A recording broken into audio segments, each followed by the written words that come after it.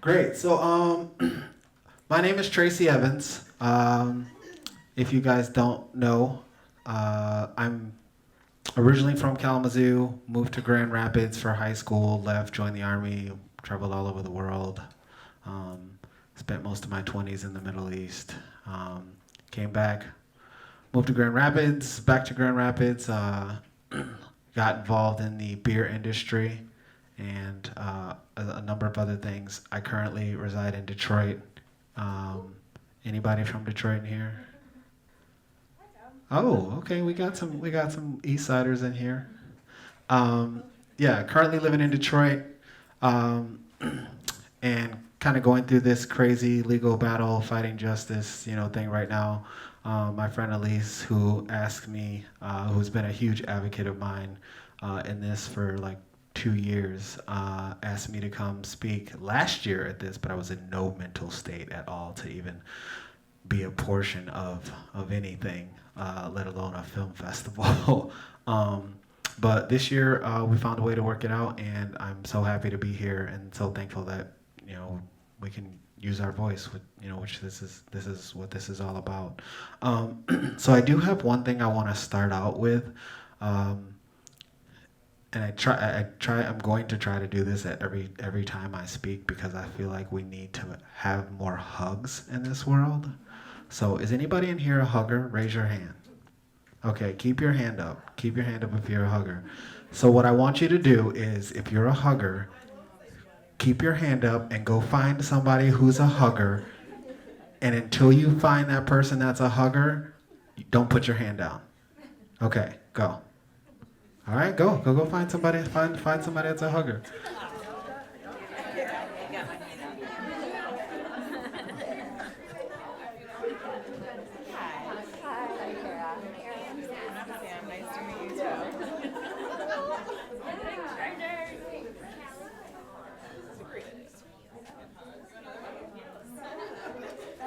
Yeah, look at that.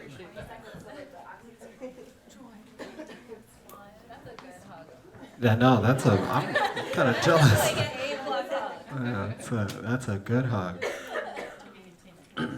Yeah, so I don't know if you guys are like me and grew up in like going to church all the time. People are always hugging in church, and if you somehow find your way and your path doesn't go to religion anymore, you miss those damn hugs, right? So you don't have to be religious to hug. You can be not religious and hug. So I want to take a quick sec and introduce the panelists and friends that I have that are up here that are going to be talking about some of these, deep issues with me. Some of them I've known for quite some time. Some of them I just met today. um, but yeah, I want to introduce them really quick. Eleanor Moreno. Uh, I'll let her talk about herself here in a sec, but she's currently the co-founder and president of CO2, which is a storytelling collective. She's also a director of community engagement and developing at the Other Way Ministries and New American Leader, Ready to Win Fellow. Um, and then Angelica Lee, who is she's a good friend of mine. We've worked on a couple of different projects together, and she has definitely helped me kind of become the human that I am right now. She's a comedian, creative director, content strategist leading the development of We Are Media, a collective of independent creators and empowering people with the tools to tell their own story. Right? And then last but not least, we have Naomi Salas, who is a change agent. Right? I know. And a Master's of Social Innovation grad student. So, round of applause for the panelists. So I kind of want to jump right into some things, and then I want to at least leave some room for questions because I'm sure there'll be some questions, and I don't want anyone to kind of leave here wondering, about things. I'm sure there'll be time where you can email me and we'll get to those things, but I want people to be able to leave here fulfilled and have something to go out do the rest of their day. Besides the sunshine, I heard it got sunny out, so So what we'll do, there's an individual by the name of Kehlani Cuepo. We're going to be watching a quick 15-minute video of him.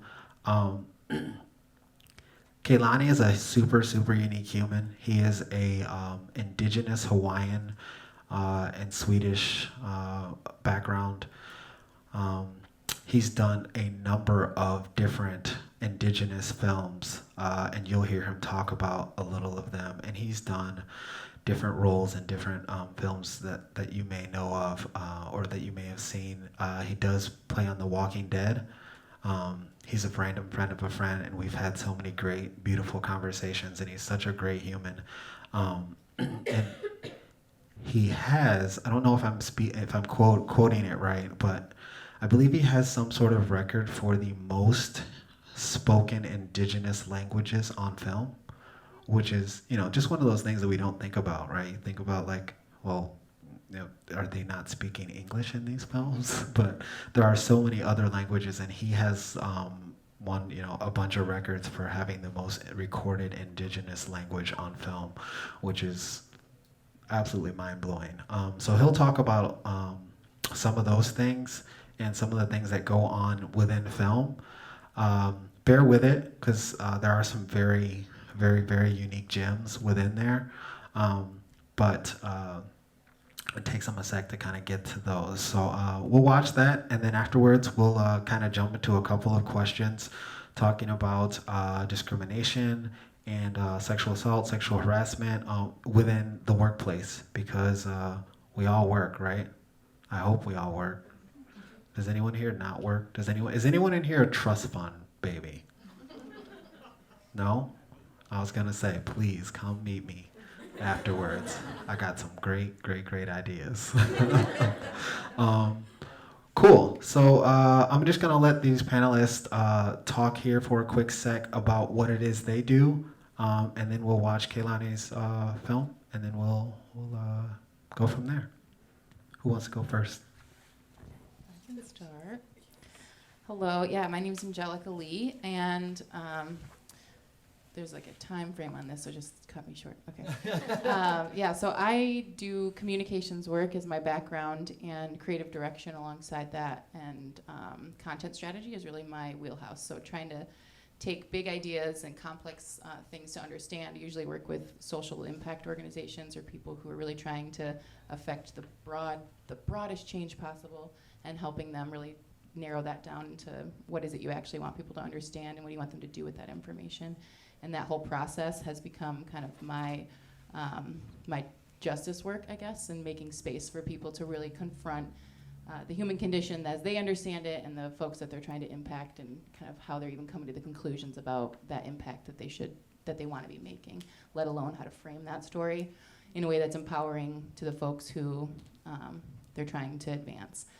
So that's a long way of saying I talk to a lot of white people about what it means to be white in spaces that have the privilege to talk on behalf of other people, and how we kind of even just have some of those conversations, let alone maybe do it differently. So I also work as a comedian, and so that has kind of been my my trajectory. Went from working from in an agency to being a communications director for a really big, broad nonprofit where I had to kind of wrestle with these issues, and then finally just embracing my own creative voice and comedy work to just say it as simple as possible, and to stop kind of walking around all the bullshit that we usually have when we're trying to describe something and talk about social impact and what it means to be human, and really, for me, kind of create some space to get out of the way. And that has been an interesting thing along my journey, to kind of find myself in a lot of all-white spaces where my message is about not being the ones talking. And so I'm still kind of right in the middle of that. And so my work right now is to develop this media collective where we're really just working on the tools to tell stories and work with people and nonprofits and individuals who need the skills to kind of frame their own narrative and be able to present it in a way that sometimes confronts people's assumptions, but most importantly celebrates who they are, and doesn't whitewash it. So That's, I guess, why I'm on this panel, because I haven't personally experienced a ton of discrimination in work, but I've been an ally and an observer of a lot of it and trying to find ways to use my presence, I guess, to create some space that allows for change to happen, whatever direction that ends up going. So that's a little bit about me. I'm Naomi. I am the principal and creative director of Seventh Creative, which is an independent design agency. I am a graduate student at Grand Valley, getting my master's in social innovation. I have a fellowship at the Johnson Center of Philanthropy, researching diverse and inclusive nonprofit boards. And I said I'm a change agent, so really I use everything, all the tools in my toolkit to really, I want to dismantle systems of oppression and systems of injustice and design equitable ones. So I serve on a couple boards, and what I really do is bring that voice to the table and shake things up. So. Hello again, I'm Eleanor Moreno. I think it's important to say all of my identities as part of this space. I'm queer, I'm black, I'm Mexican, I'm a sister, I'm a partner, and a lot of million other things that I like to claim, and I try to root myself in everything I do and say. I am very fortunate enough and also privileged enough to sit in a lot of different tables and spaces, and those tables and spaces, typically I'm the only person of color. And as hard as those days and spaces can be, recognizing that, like, my friends and neighbors may never get those privileges. I'm originally from Chicago, but I've been in Grand Rapids a really long time, and primarily in the Roosevelt Park neighborhood. That neighborhood is 75% Latinx. And I didn't go to college right away, and had this really awesome white ally kind of nudged me to go, and eventually on my 21st birthday I did, and that was kind of a super culture shock, and I never expected, in my neighborhood where it's all, Latinx individuals, I was typically the taller one, Mija, get me that cereal up there, being able to talk in Spanish and never be questioned, or I was just me, I was just me. But as soon as I started college, I went to Calvin, and I didn't even know I was different. I didn't know what it meant. I didn't know that there was tall Dutch people. That was a whole other thing in my life, and I was like, wow, you guys are giants. Okay, what does that mean?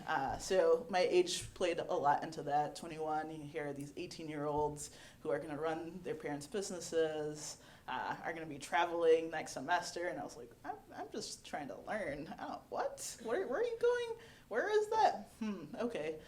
Yeah, I was one of 3 people of color in the entirety of my dorm my freshman year, again at 21, and that kind of started this trajectory of all right, holy cow, you're a different person, and now you have to explain why you eat chorizo every morning, and now you have to explain that yeah, you can make your own tortillas, and pieces of that as I became a professional started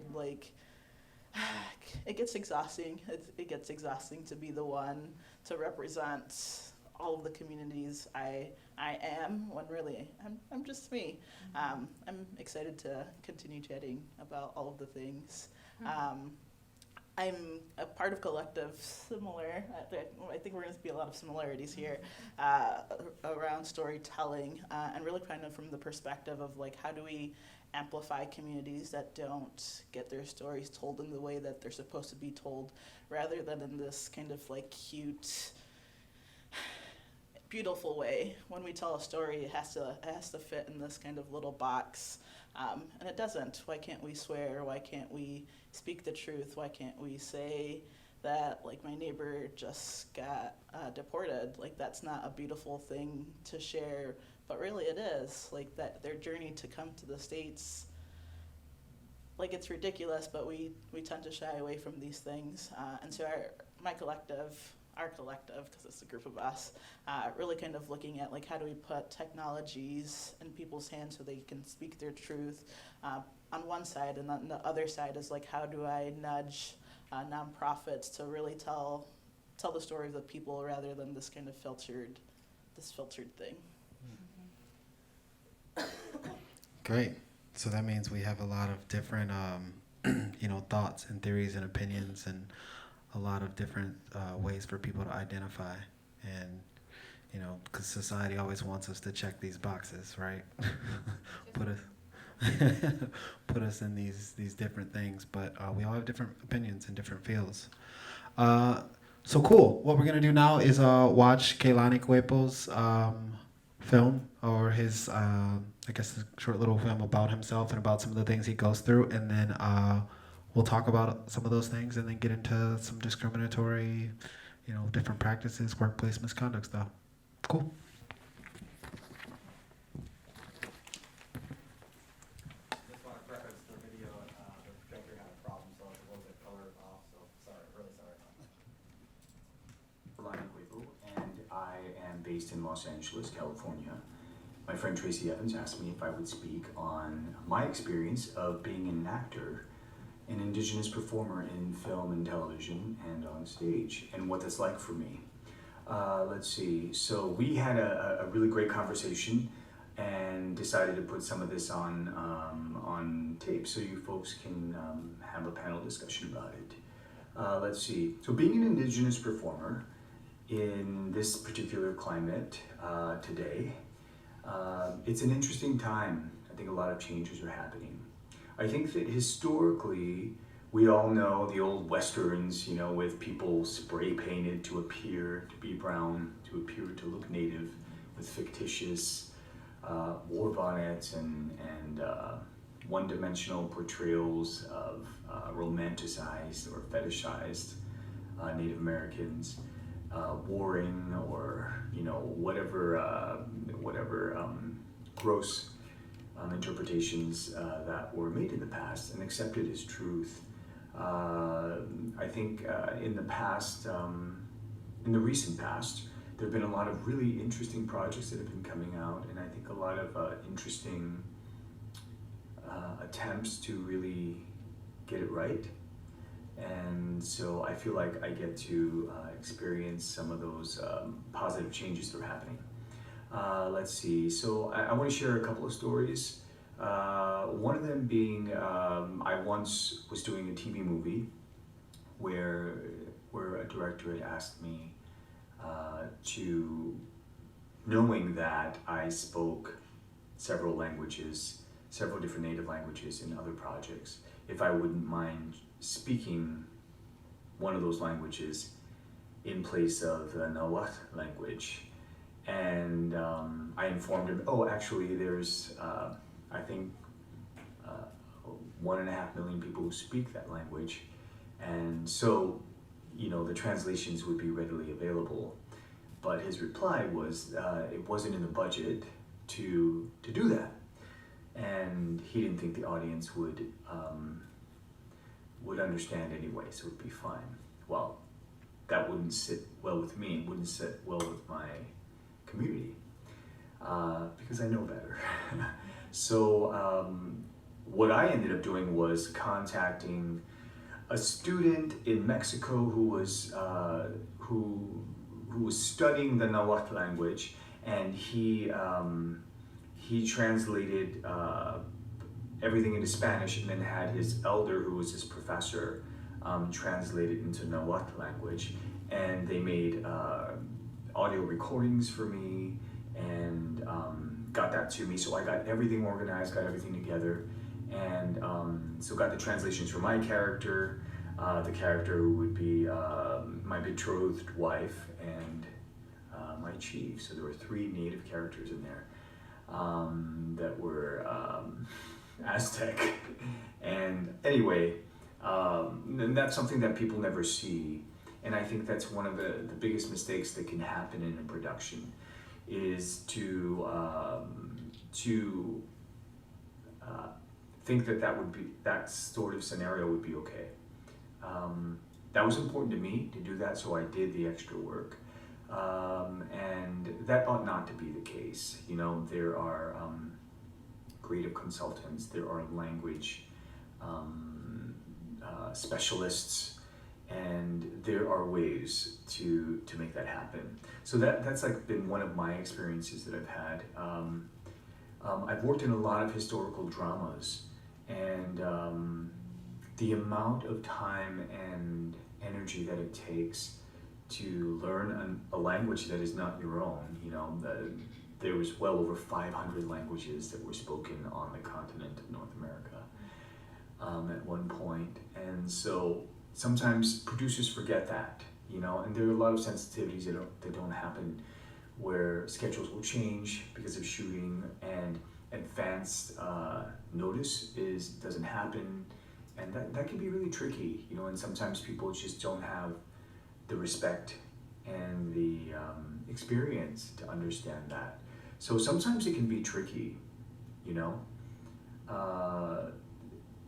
I'd like to also talk about being an Indigenous performer in a project, where oftentimes you'll find yourself becoming the ambassador, meaning you're consulting really and correcting things or offering up ideas on what Native people would do, or historically what would be more accurate. And that's a lot of pressure on somebody who's there to perform, you know, especially when, you know, there's so many historical dramas that I've been a part of, you know, playing Squanto, and the whole Mayflower story, and the Pocahontas story. And, you know, these are all things that we have cultural references in history that we are taught in school that are condensed into a paragraph or two, or perhaps not even available. You know, most of the time where people are learning about a story, like because of a film or television project, the biggest thing that I always hear is, I never knew that. I never learned that. And sadly, there are many, many, many, many things that I've never learned myself. And because of the work that I do, that allows me to dive deep into the historical records that we do have, it makes it really interesting experience. Absolutely, I think that representation does matter. Having an Indigenous person play an Indigenous role creates an opportunity to dive deeper into having a multi-dimensional character, you know, find nuances in the way that a person moves, the way that a person speaks, the knowledge that they have of a specific peoples is super important, you know. And I think that there is definitely a desire to see more accurate depictions, and I think that things are happening. When you look at the past and how Native people were represented on screen, it's pretty embarrassing, and especially when in the American tapestry, even in modern times, contemporary projects, Native people are not a part of it, you know, as if Native people don't exist. And that I think is probably one of the worst things, to be invisible in an industry that is rooted in North America, where its Indigenous peoples are sort of viewed in the past. That's a really tricky thing, and I think there are many reasons why that happens. It can be very daunting, very scary for producers when they think, hey, what would that be like if we made this particular part of the storyline, like this family or this character Native American, and they get scared, you know, because what if they get it wrong? What if they do something offensive? And so the safer thing to do as a business is to say, let's just stay away from that. Let's not do that at all. And that's where it can be really dangerous as well, you know, because people can be really upset about negative or simply inaccurate portrayals of Native people. But I think one of the things that can be even more dangerous is where we're not even included. You know, why couldn't Native people be garbage men or lawyers or doctors?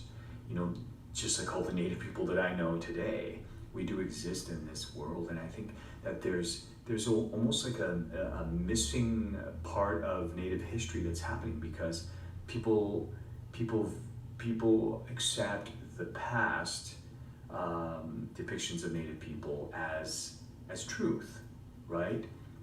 Just like the way people are being presented with Native storylines that are happening today, and people accept them as truth. There's power in film and television where people believe, and maybe subconsciously, maybe by choice, but they make assumptions or they make judgments on who people are, what places are like.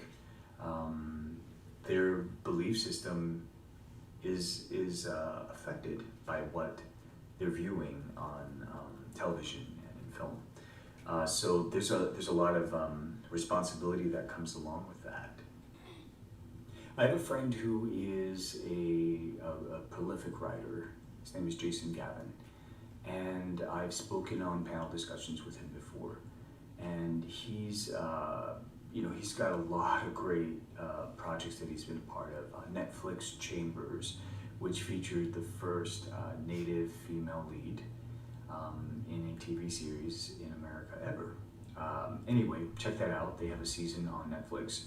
Anyway, he talks about his experience of not only being the only Indigenous writer in the writer's room, but oftentimes being the only person of color.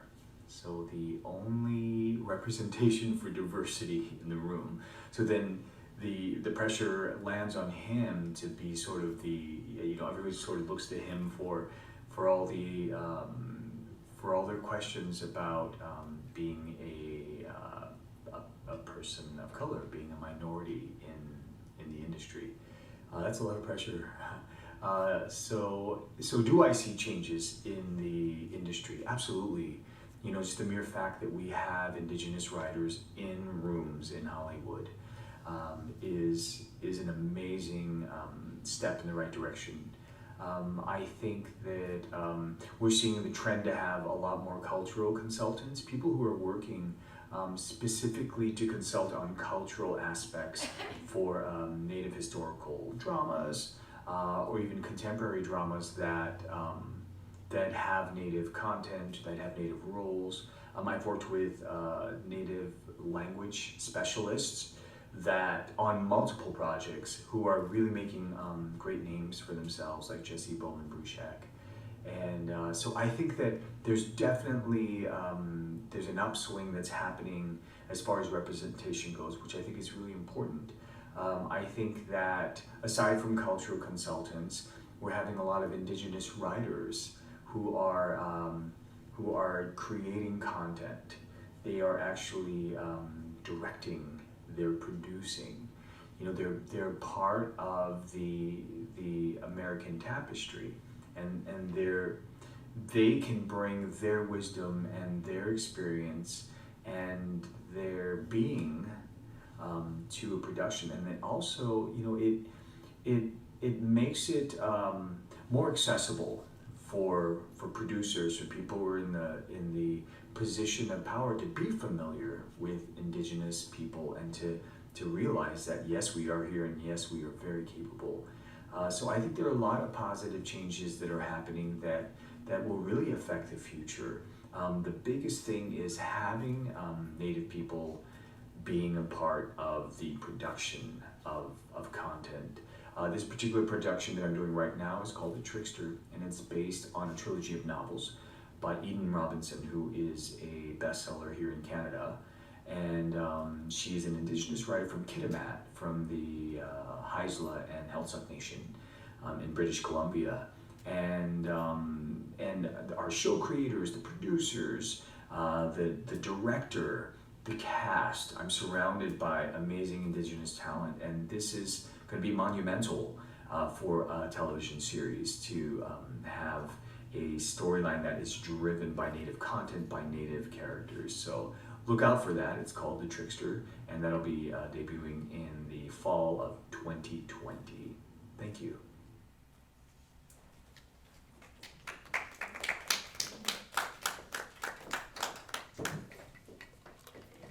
What's the logic of this game? Yeah, so thanks for watching that. Kaylani was such an amazing person. We had some great conversations, and I look forward to having more conversations with him, and having a friend that's tied to Hollywood is always great, right? Maybe I can go to like somebody's red carpet party or something like that. So yeah, we're gonna have a couple questions about and discuss a couple things within there and a couple gems. I know it was pretty long, so it was probably hard to catch a couple things in there that he said, but we're gonna go back and be able to talk about a couple of those things. So one of the things I wanted to talk about was becoming the ambassador. How he said there's when you are the ambassador, the one person that's the person of color, the indigenous speaking person, the pressure that comes along with that. So if anybody wants to maybe touch on like the pressure that comes along with being the only person when it comes to being in the room, or, even on a panel. Could you imagine being, we've seen it all the time where, oh, you have this panel that's talking about women's rights and it's a panel of all men. Like, how does that work? So. And testing. Whee! I think, at least for me, just how exhausting it could be, and then I think I'm in the space I'm in, just kind of being comfortable to just be me now. My work history, in a strange way, I grew up Christian. My mom dragged us to church, and when we came to Grand Rapids, my mom saw Catholic spaces, and then me going to Calvin. So kind of like the seeking of spirituality for me was really important. And for whatever the reason, the universe likes to joke with me in a lot of different ways, and a lot of my professional journey has been in nonprofits who have birthed from religious institutions, and to be the first as a person of color, but then also eventually being comfortable in my queerness was something else. My very first job, I think I worked there 5 years, and if it wasn't for my best friend, I would have never came out and like, hey, like, here's my lady. And I'm honored that we were able to have that discussion, and enough so to be comfortable that, when I left that place, I could, anytime I did my interview and, I got the job, okay, thanks, but also note that, like, I'm gay, guys. Like, how will your staff do it? How will your board deal with that? And I feel really lucky that I've never had to have that hard discussion of like, all right, now I got to deal with these people who I have to educate around what it means to be queer. A lot of like really great discussions, but then in the space that I sit in now, just kind of being able to be choosy of like, okay, I'm not going to join that board because I know it's made up of white people. No offense. Because I don't want to have to explain that I represent this community. I don't speak for all the Latinx people. I don't speak for all the LGBTQ plus people. I don't speak for Black people. I can speak for myself and I can speak for my experiences, but it's exhausting. It's exhausting having to say, well, yeah, this is how I came out to my mom, and yes, I do speak Spanish.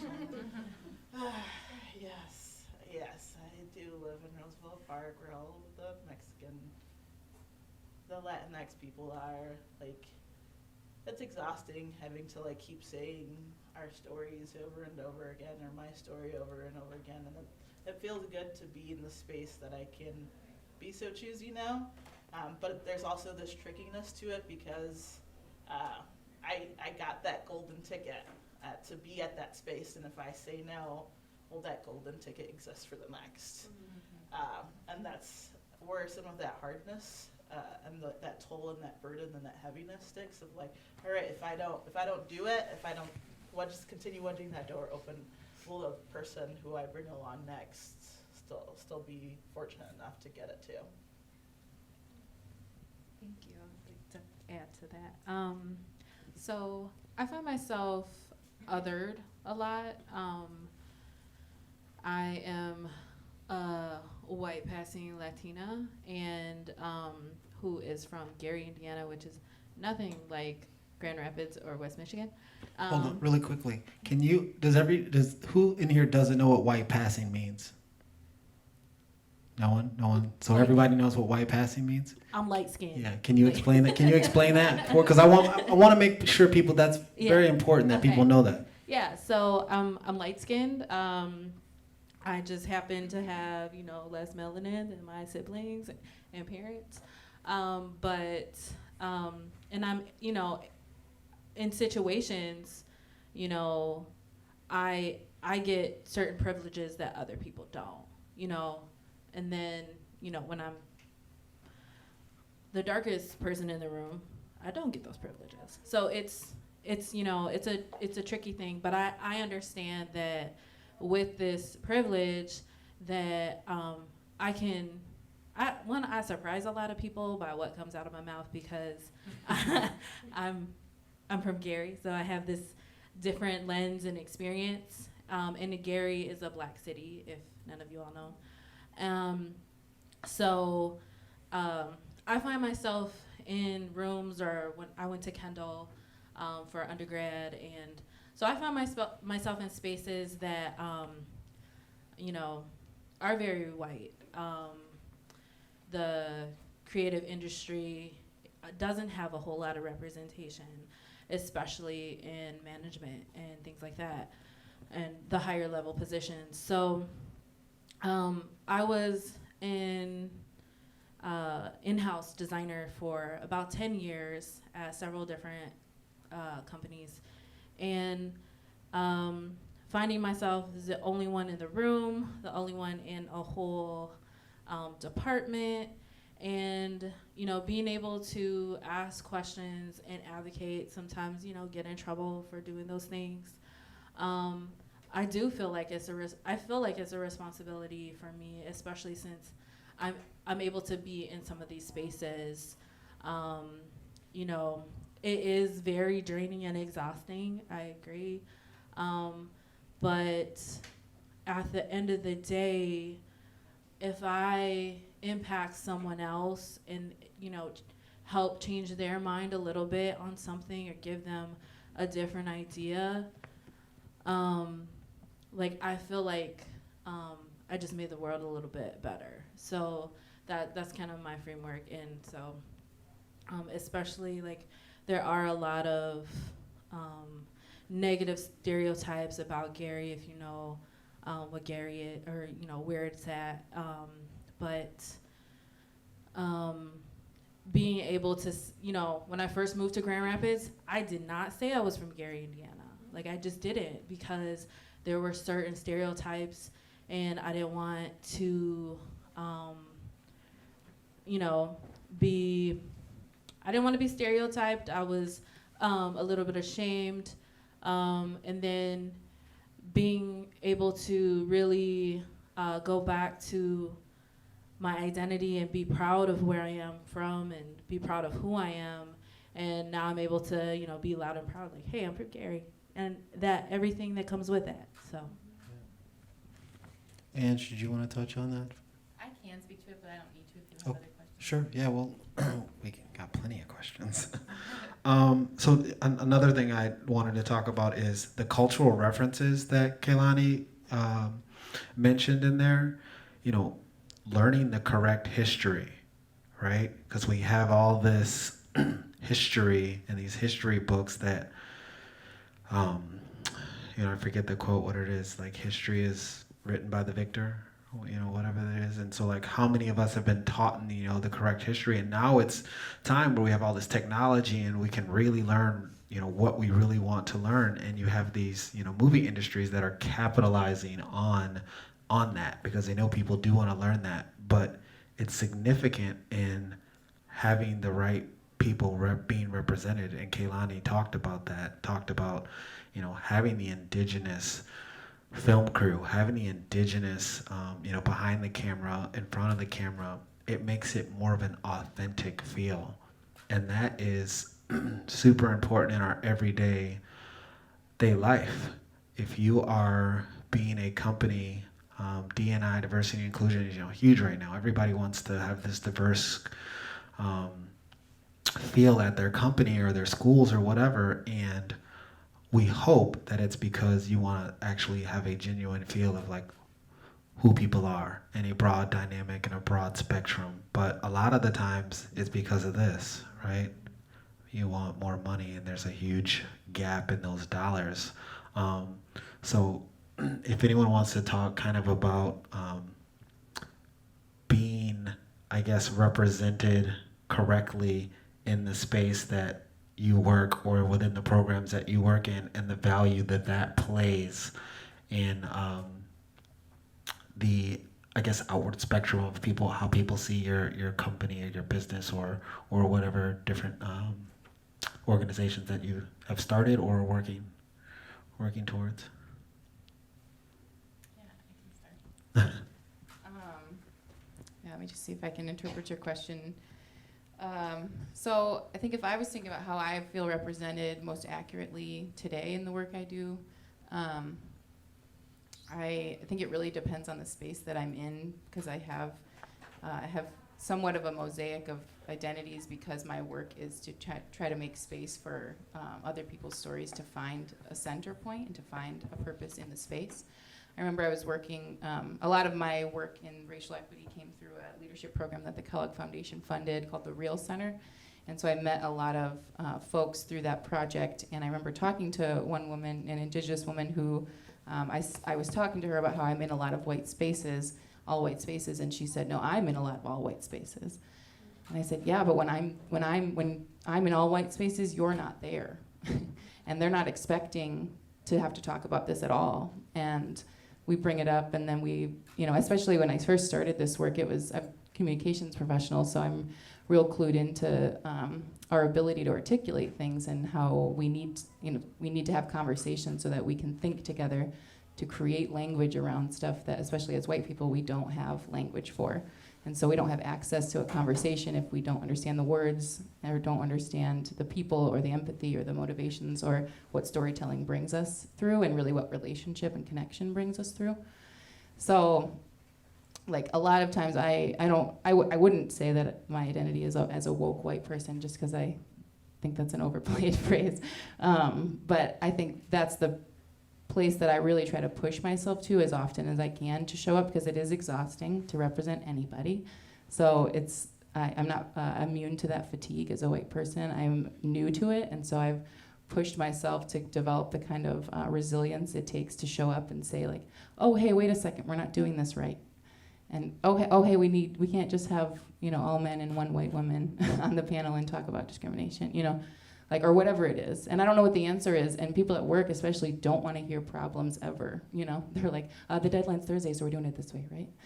And you're like, well, you can do it that way, but I'm not going to co-sign that. Like, I want everyone to know that there's a problem here, and that I'm stating it, and that's my role. And I don't have the answers, and I can probably make some connections, but I can't promise you those people want to come into this room. So you deal with that, And I think that when he said, I'm trying to remember what he said about, that's not in the budget. It's not in the budget to represent you as a full human. I'm so sorry. I'm so sorry. Even when he's like, oh, well, I have friends, or we have cultural consultants, or you've tried to accommodate so much to make space for dominant culture, white culture, to find its way to you, right? And I think what he said about there being more Indigenous people, being more people of color, more people whose identity reflect the stories that are being told at the, not even just at the table in the production, but leading the production, you're gonna get a different product, you know? And the thing that does stand out, which we all know about the industry, is that the audience doesn't care, and they don't speak the language anyway, and we don't expect people who do speak the language to watch this movie. And why wouldn't they watch this movie if they're being represented in it? Like, that's my question. So I think there's just so many layers to the dominance of workplace culture. Like, it's like people in those roles don't think, I'm a white producer and I'm gonna make white producer decisions today.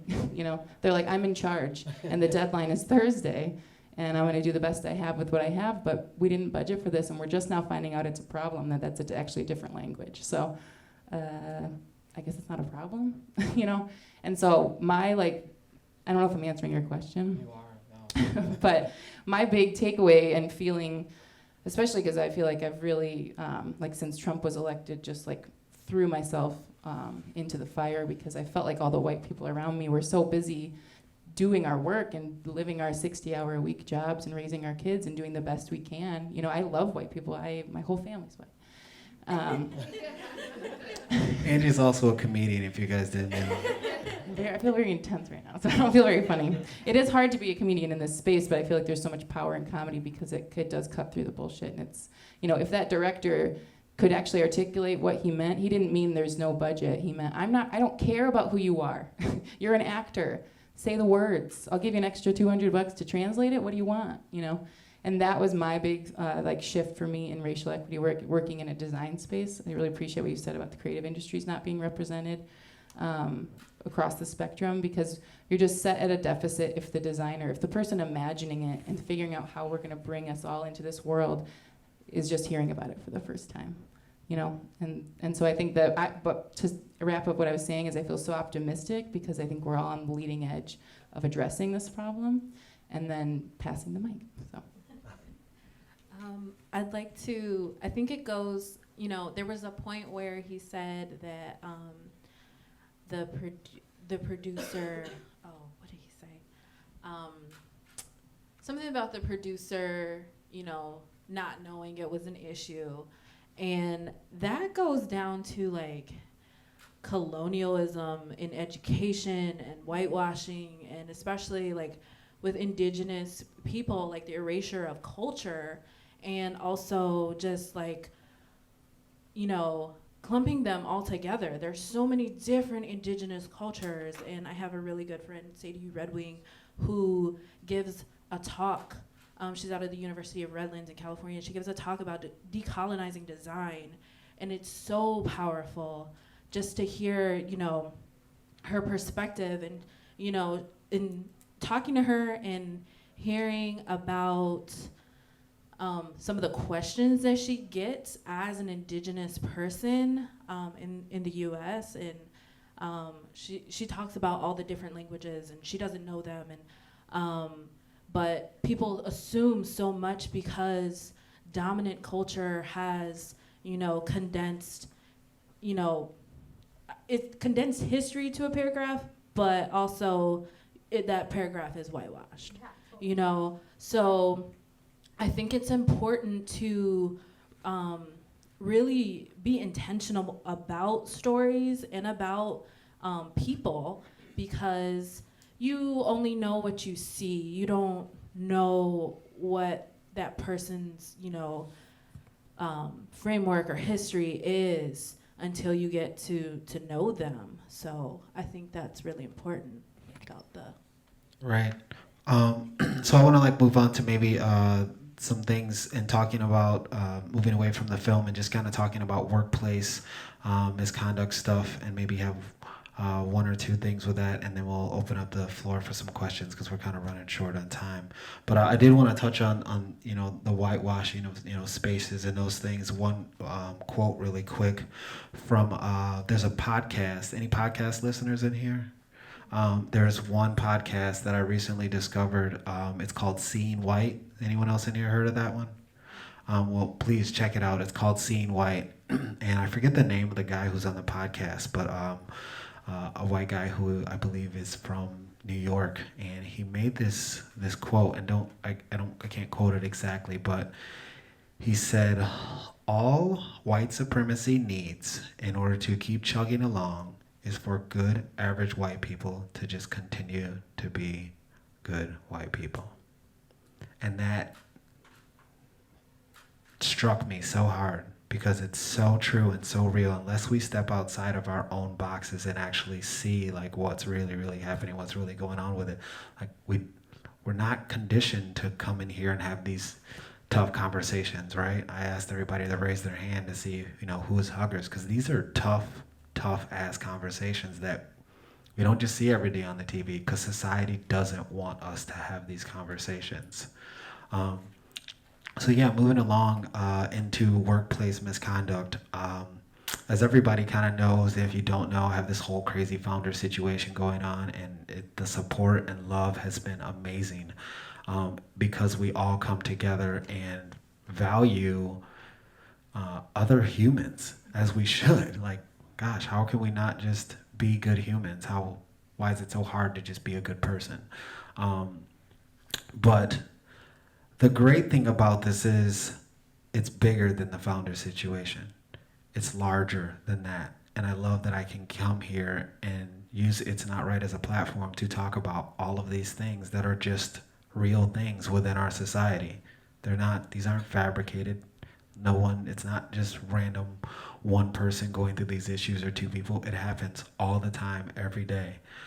So I wanted to, ask, maybe one or two questions, and then we can open the floor and see if anybody has any questions, and we'll wrap up. But as humans and as people in safe spaces, what can we as humans do to encourage those safe workspaces? What can we do to actually help ourselves feel empowered and feel encouraged in those spaces, so that we know businesses have our best intentions and know that we are telling them that we actually, what our best intentions are. So if anyone wants to answer, Golden.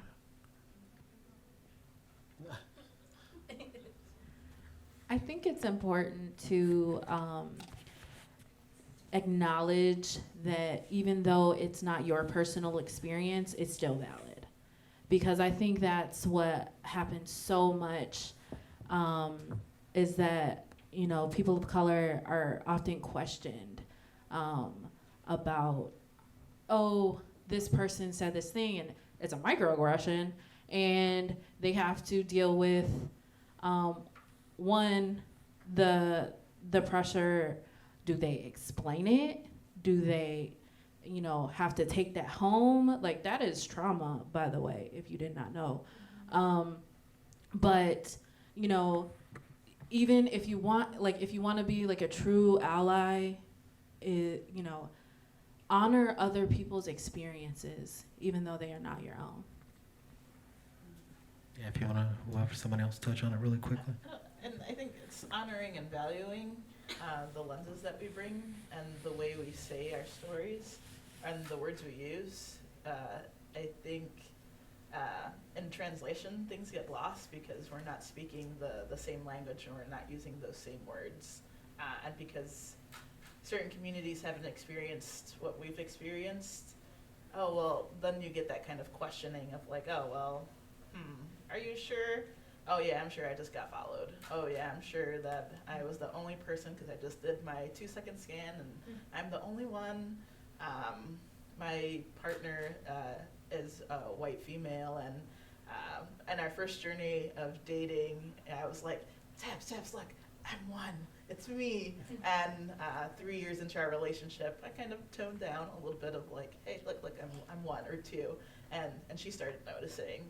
And then she's like, Eleanor, you didn't tell me that. And I was like, yeah, because now I've nudged you enough that like now you see, now you're noticing it like I used to. And I still do. I still got to do my like 2-second glance of like, okay, if I need to go somewhere, like who's my like safety net. And even those things are really hard.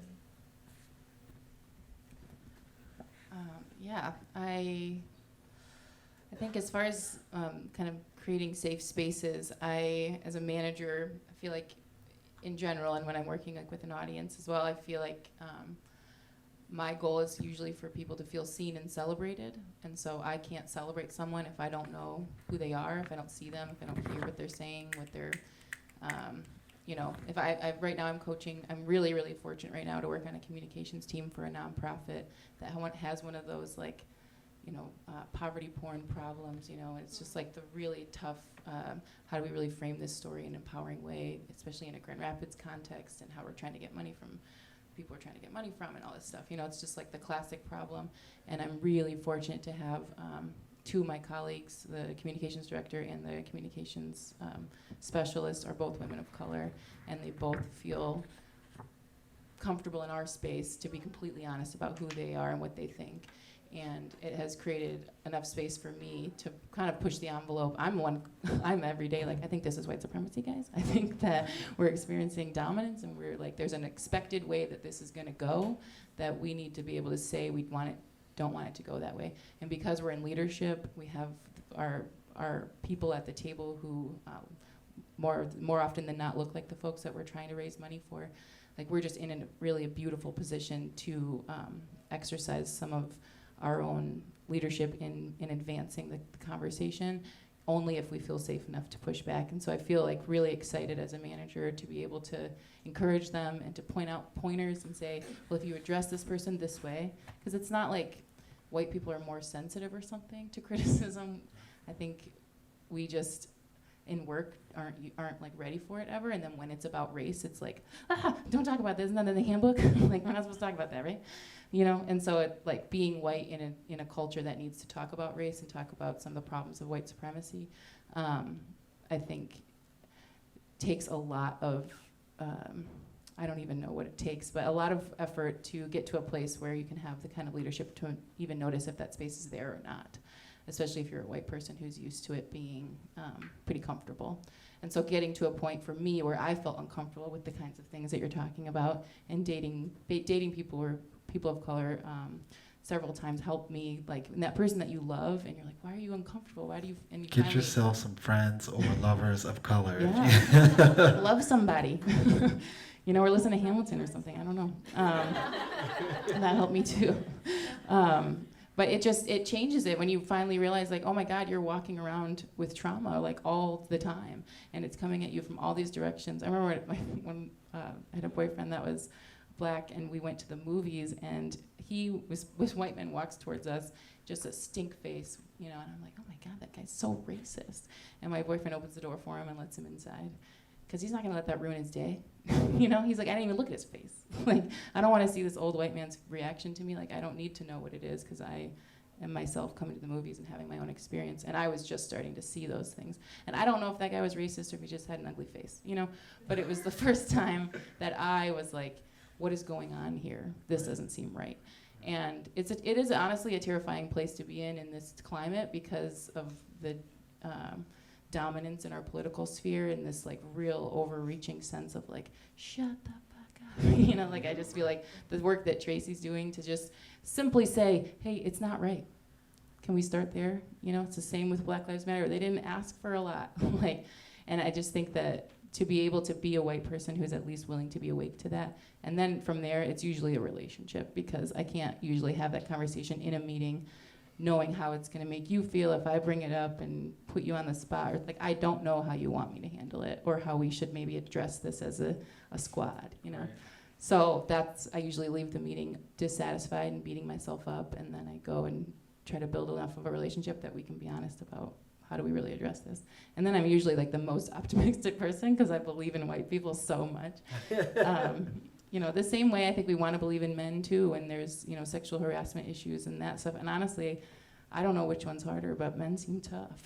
So just emotional intelligence and empathy, and I think storytellers are really the key to all of this, because if we can't like live in a new reality together, like, how can we really bring that into life? So, but I appreciate always having this dialogue. Naomi was the first designer that I hired when I had a chance, when I had a budget.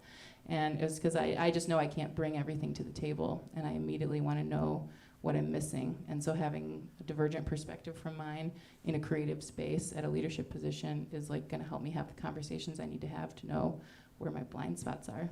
Right. You know, so and then ultimately not being always in all the leadership positions, which somehow I don't know if it's because I'm white or not, but it's like the ladders do seem pretty easy to climb, you know, and especially when you're a minority voice in these kinds of conversations. Like just imagine the kind of influence you can have when you equip yourself to be able to represent a minority voice through relationships with folks who are able to be the dominant voice. Right. In a way that is, you know, kind of not designed by me as a white person. And so I love being in these kinds of learning spaces where you get to learn publicly, because I think that visceral experience of like the light bulb going off while you're sitting next to somebody and remembering that you're human, you're not alone, and it's not just Netflix that you're gonna turn off, you're gonna have to look people in the eye and maybe give them another hug on the way out, you know? Like I just think this is the only path forward, so I appreciate you bringing us together. Thank you. It's awfully kind of you. Cool. So we are definitely running out of time. Maybe we have time for one, maybe two quick questions. If anybody has a quick question, we can answer that. Any questions? Comments?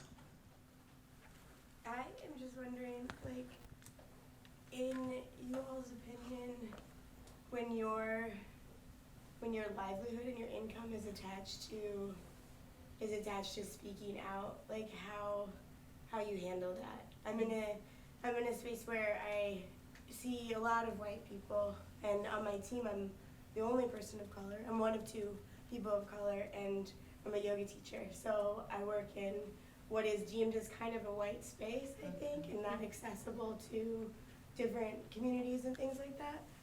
And I feel often like kind of like there's this representation or there's this expectation of like what you're speaking to, where you're the only person in the room. But if you speak too much, there's your livelihood connected to it. You know, if you speak too much, like you can lose your job. You can lose your job, and you can be in this space where you're creating walls when you're not intending to. Or where you're feeling, I mean, like othered, you like are othering yourself, and so I'm wondering, like in your experience, how you think is like what's the best way? I mean, I know it's relationship building, of course, but like the words and the energy behind it to make it clear, just to be clear, like this is from where I'm coming, this is my experience. I want to keep this. I want to stay here. I want to continue doing what I'm doing, but I also want to own my community and own the fact that like I'm feeling alone in this. Does that make sense? Yeah, if somebody wants to answer that really, really quickly.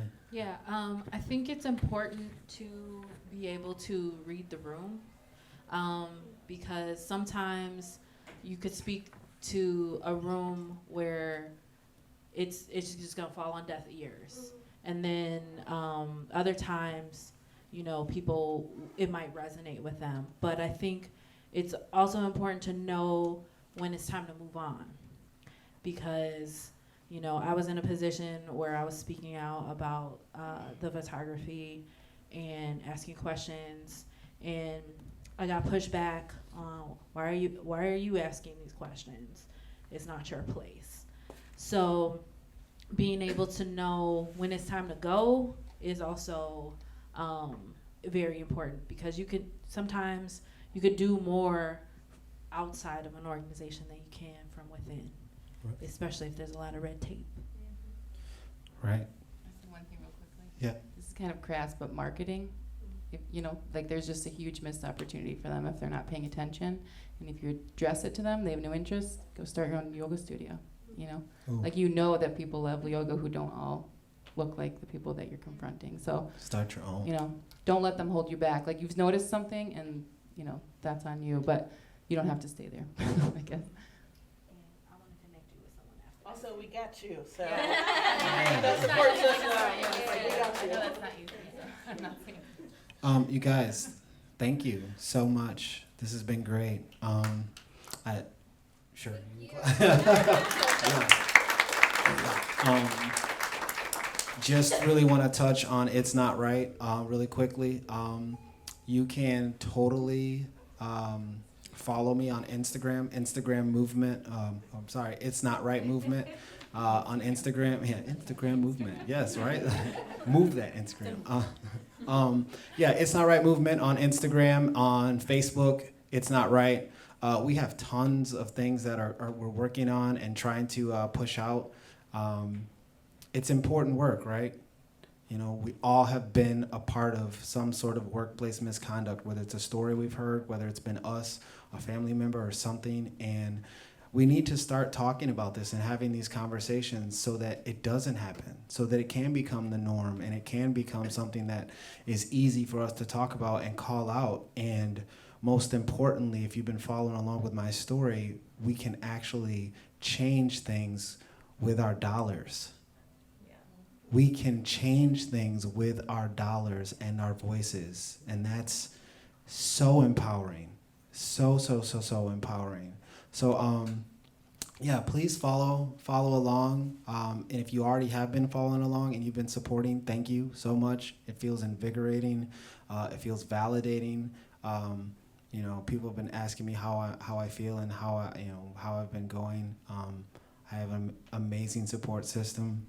Good friends, good family, good people. It's been great, and really I've been living in this for like 2 years, so it's just kind of like championship mode right now. So yeah, thank you guys so much. One quick thing before we get out of here, how Angie was mentioning that we came in here and everybody hugged. Where are my huggers at? Raise your hand again. All right. Thank you for coming. Keep your hand up if you're a hugger. Don't put your hand down before you hug someone and you leave out of here. Thank you, guys.